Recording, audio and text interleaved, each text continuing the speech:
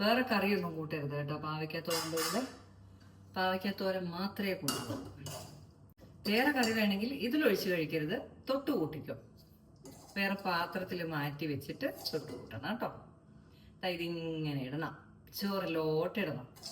ഇതാ അപ്പൊ ഇങ്ങനെ ചോറിലോട്ടിട്ടിട്ട് കുറച്ചധികം ഇട്ടു കേട്ടോ, കുഴപ്പമൊന്നുമില്ല. എന്നിട്ട് ഇതാ ഇങ്ങനെ കുഴയ്ക്കണം.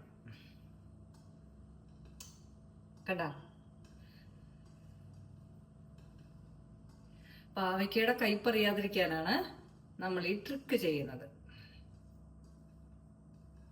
അല്ലെങ്കിൽ നമ്മളിങ്ങനെ ഓരോ ചിരിച്ച് എടുത്ത് കഴിയുക. വിനു അങ്ങനെ കഴിക്കുള്ളൂ കേട്ടോ, ചോറിലിട്ട് പറ്റി തിന്നില്ല. അപ്പൊ നല്ല കയ്പറിയാണ്. കണ്ട, ഇങ്ങനെ പറ്റിയിട്ട് ചോറിന്റെ കൂടത്തിൽ ഇങ്ങനെ എടുത്തിട്ട്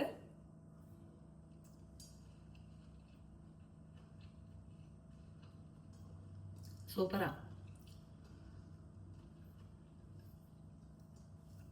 ഇങ്ങനെ വേണം പാവയ്ക്കത്തോരൻ കഴിക്കാം കേട്ടോ.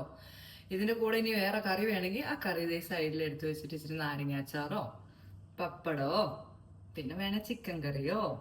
ഇവിടെ ചിക്കൻ കറി ഉണ്ട് കേട്ടോ, മീൻ കറി ഉണ്ട്, ചിക്കൻ കറി ഉണ്ട്. ഞാൻ എടുക്കുന്നില്ല, എനിക്ക് ഇങ്ങനെ കഴിക്കണതാണ് ഇഷ്ടം. അപ്പൊ ദേ നമ്മുടെ പാവയ്ക്കത്തോരൻ കൂട്ടി ചോറുണ്ണണേ. 2 മണിയായി.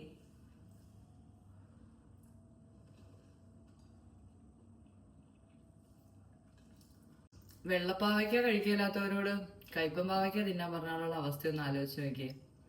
എനിക്ക് കയ്പൻ പാവയ്ക്ക ഇഷ്ടമാട്ടോ. അമ്മ വീട്ടിൽ വയ്ക്കണ കയ്പൻ പാവയ്ക്ക. അപ്പൊ ചോറിനട്ടെ, ബൈ.